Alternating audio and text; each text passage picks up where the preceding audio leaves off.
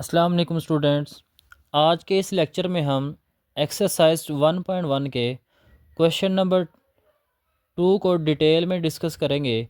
और यहाँ पे आज के इस लेक्चर में हम सीखेंगे कि किस तरह से हम डिफरेंट नंबर्स को नंबर लाइन के ऊपर शो कर सकते हैं। तो आइए चलते हैं क्वेश्चन नंबर 2 पर। तो क्वेश्चन नंबर 2 की स्टेटमेंट हमारे पास, represent the following numbers on number line. तो यहाँ पे जो डिफरेंट नंबर्स हैं इनको हमने नंबर लाइन के ऊपर शो करवाना है। तो आज के इस लेक्चर में हम सीखेंगे कि किस तरह से हम नंबर्स को नंबर लाइन के ऊपर शो करवा सकते हैं। तो स्टूडेंट्स, आपने नंबर लाइन के बारे में पढ़ा होगा। यहाँ पे नंबर लाइन मैं रिप्रेजेंट कर रहा हूँ कि नंबर लाइन हमारे पास किस तरह की होती है। नंबर लाइन में हमारे पास कुछ इस तरह से लाइन होती है एक, जिसके दरमियान में होता है ज़ीरो, और इस ज़ीरो के राइट साइड पे नंबर्स होते हैं हमारे पास पॉजिटिव। यहाँ पे पॉजिटिव इंटीजर्स होते हैं और इसके लेफ़्ट साइड पे हमारे पास नेगेटिव इंटीजर्स होते हैं। तो ये कुछ इस तरह की होती है नंबर लाइन, जिसमें हम प्लस वाली वैल्यूज़ को भी रिप्रेजेंट कर सकते हैं और माइनस वाली वैल्यूज़ को भी रिप्रेजेंट करते हैं, और दरमियान में हमारे पास क्या होता है, ज़ीरो। तो देखते हैं, हमारे पास पहला क्वेश्चन है यहाँ पे, अंडर रूट 2।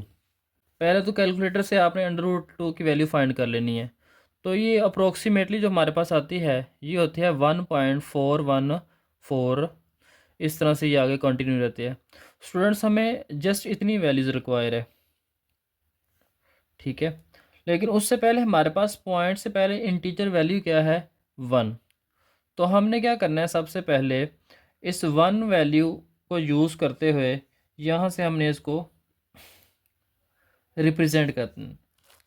तो यहाँ से हम क्या करेंगे, 0, 1 और 2। ये नंबर लाइन के ऊपर हमने नंबर्स लिख लिए 0 से लेके 2 तक। तो हमारे पास ये जो नंबर 1 है, हमने क्या करना है, इतनी इतनी लेंथ के हमने प्रकार को ओपन कर लेना है। तो यहाँ से हमने इस लेंथ की प्रकार को ओपन कर लेना है, यानी 1 यूनिट की हमने प्रकार को ओपन कर लेना है, जो कि पॉइंट से पहले जो 1 लिखा हुआ है। उसके बाद हमने क्या करना है स्टूडेंट्स, उसके बाद हमने इस प्रकार को 1 पर रखकर इधर हमने एक आर्क बनानी है, यानी इधर हमने कट लगाना है।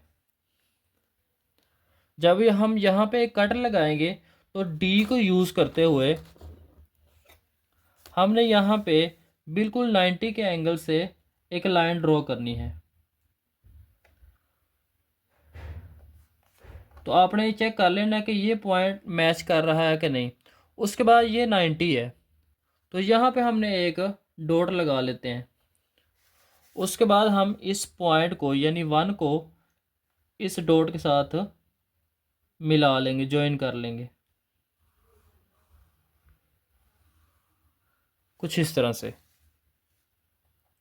नेक्स्ट हमने क्या करना है, हमने इस जहाँ पे इस आर्क और ये जो लाइन है, इन दोनों ने आपस में एक दूसरे को कैंसिल किया है।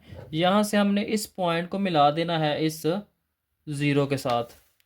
तो यहाँ से हम इन दोनों को आपस में मिला देंगे।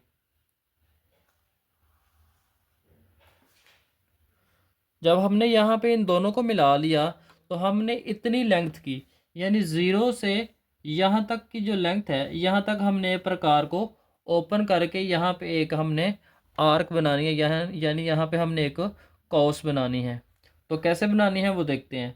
तो यहाँ से हमने इसको ओपन कर लेना है 0 से इस पॉइंट तक।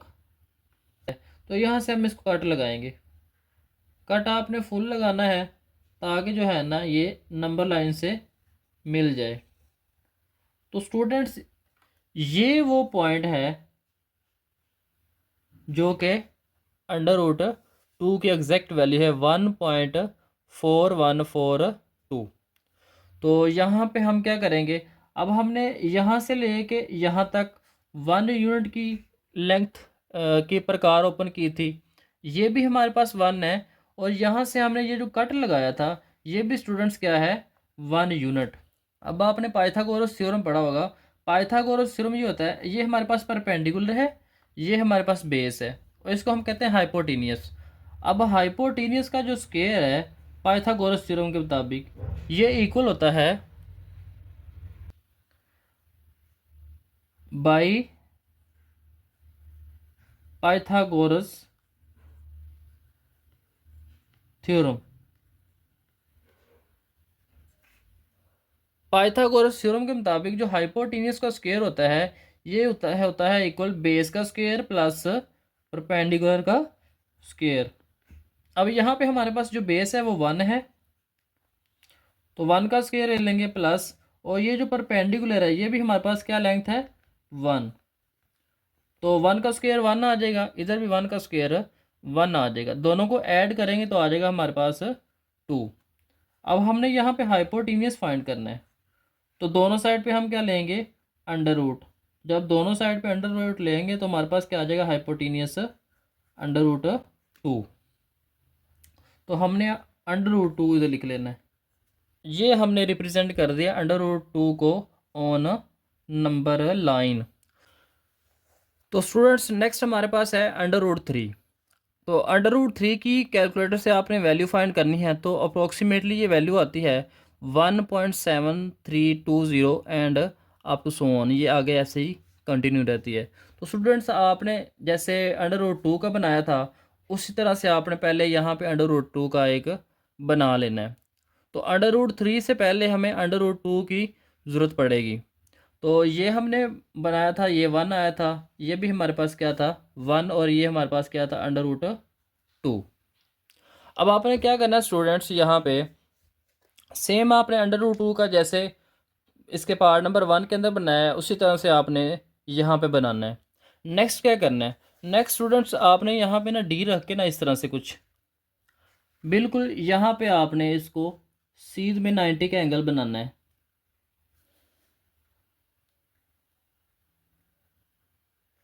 तो यहाँ पे कुछ हमारे पास इस तरह से ये 90 का एंगल बन जाएगा। तो यहाँ पे हमने इसको लाइन ड्रॉ कर देनी है, यहाँ पे हमने डॉट लगा लिया। अब हम इस डॉट से इस पॉइंट को मिला देंगे।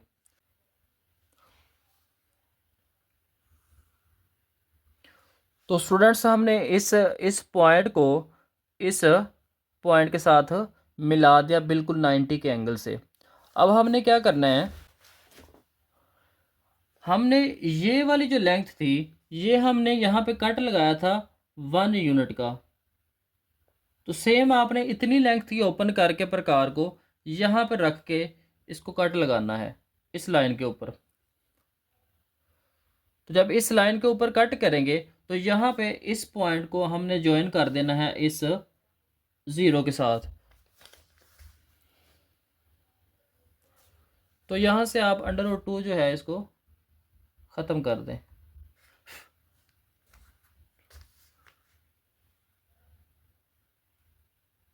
तो इन दोनों पॉइंट्स को हम आपस में मिला देंगे। तो जब मिला देंगे तो हमारे पास ये क्या आ जाएगा अंडर रूट 3।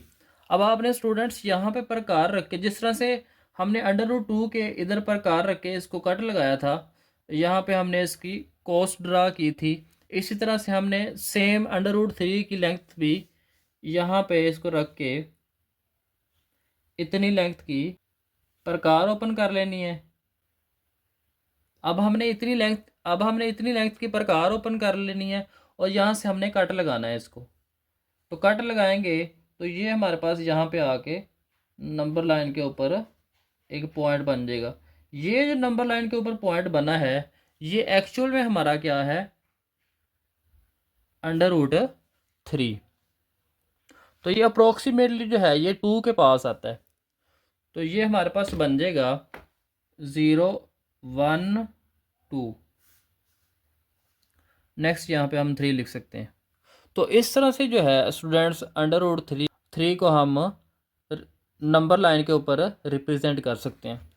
तो नेक्स्ट हमारे पास इसका पार्ट नंबर 3 है जिसमें हमारे पास है 4 1/3। 4 यहाँ पे होल नंबर है और ये जो हमारे पास है ये इसका डेसिमल पार्ट होगा। तो कैसे करेंगे इसको स्टूडेंट्स, यहाँ पे हम 3 को मल्टीप्लाई करेंगे 4 के साथ तो हमारे पास आ जाएगा 12। 12 के अंदर हम 1 ऐड कर लेंगे तो आ जाएगा 13 और नीचे हमारे पास क्या है 3। अब 13 को आप 3 से डिवाइड करो तो ये आ जाएगा 4.33 एंड सो ऑन। यानी यहाँ पे हमने इस इतनी वैल्यू को यूज़ करना है, यानी पॉइंट के बाद आप एक नंबर तक इसको यूज़ कर सकते हैं। तो यहाँ से हमने स्टार्ट किया कि ये हमारा ज़ीरो है, क्योंकि ये वैल्यू पॉजिटिव थी इसलिए हमने ज़ीरो जो है यहाँ से स्टार्ट किया। नेगेटिव यहाँ पे लिखने की ज़रूरत नहीं है, अगर लिख ले तो फिर भी मसला नहीं होगा। तो ये हमारे पास 1 है, ये 2 है, ये 3 है और ये 4 है।